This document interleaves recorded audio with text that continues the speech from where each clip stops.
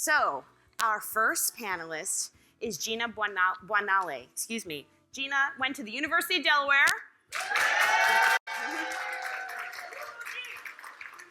She's from Zimbabwe. She is an attorney and she is an advocate for women, children, and the rights of the disabled. Gina.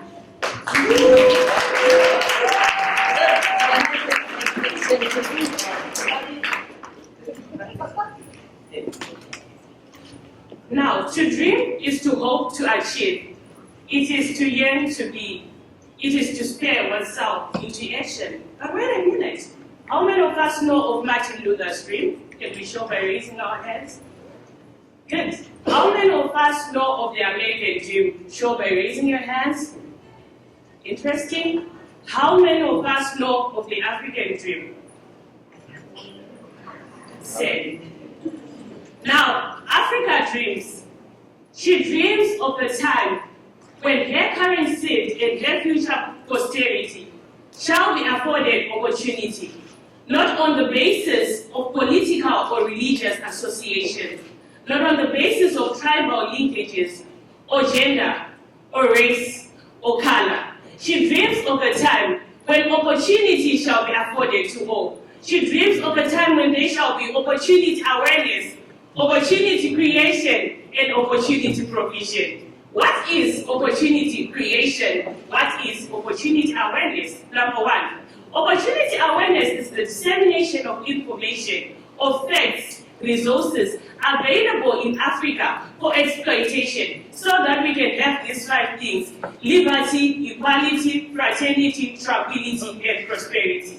We are here because someone cared enough to make this opportunity aware to all of us.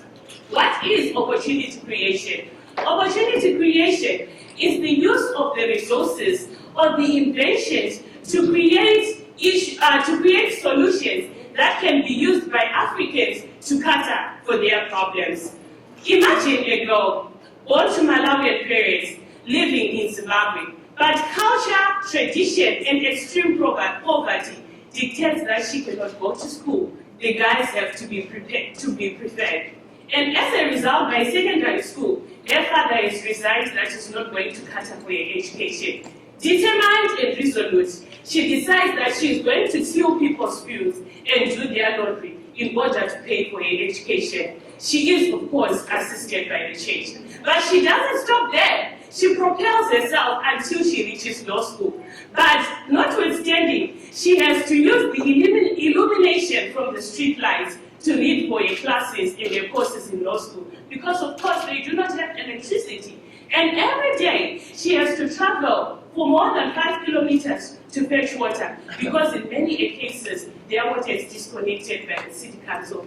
She has told herself that poverty is not going to dictate her destiny. That is opportunity creation, seeing beyond the problems that surround you. And as the girl speaks to you right now, she has told herself that she will go to number 3. What is opportunity provision? Now taking the inventions, the resources that you have created in order to help others and be the bridge that will make others see the light. For example, now that the girl is a lawyer and is presenting an Ignite talk before you, she has advocated for girls' rights, for women's rights, and for women emancipation.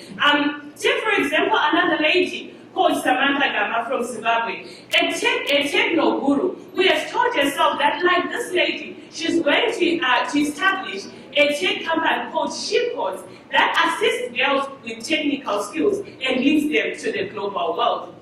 Why does Africa dream of opportunity for all? Number one, because the fight for opportunity is a fight for equality. From the days of Ya Asantewa and her leading of the Asante Rising in 1900 to the First and Second Chibrega in Zimbabwe against colonialism, and to the spread of pro-women legislation across Africa, including Unity DAO, and to the acceptance of disability rights and their inclusion. And even now, as we look towards Agenda 2063 and the Sustainable Millennium Development Goals as a world, it is a fight to make the level field even for all parties. Why does Africa again dream of opportunity for all? Number two, because there is a yawning chasm between Africa and her resources and her people on the other end. Take this example. Africa is home to 1/3 of the world's undernourished population. It has 40% of the world's refugees.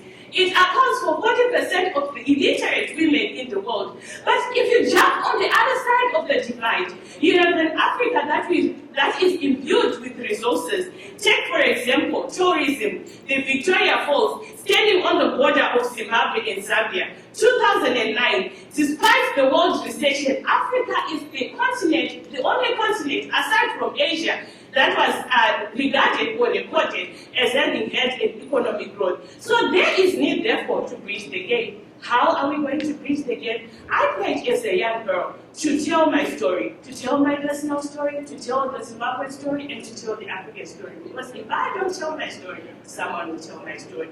I pledge to advocate for women's rights, for girls' rights, and for their education. How can African nations contribute? By ensuring that there is rule of law, democracy, and by sustaining accountable and transparent government. And how can you, listener, contribute to making Africa's dream a reality? President Obama has brought 500 of us to the United States.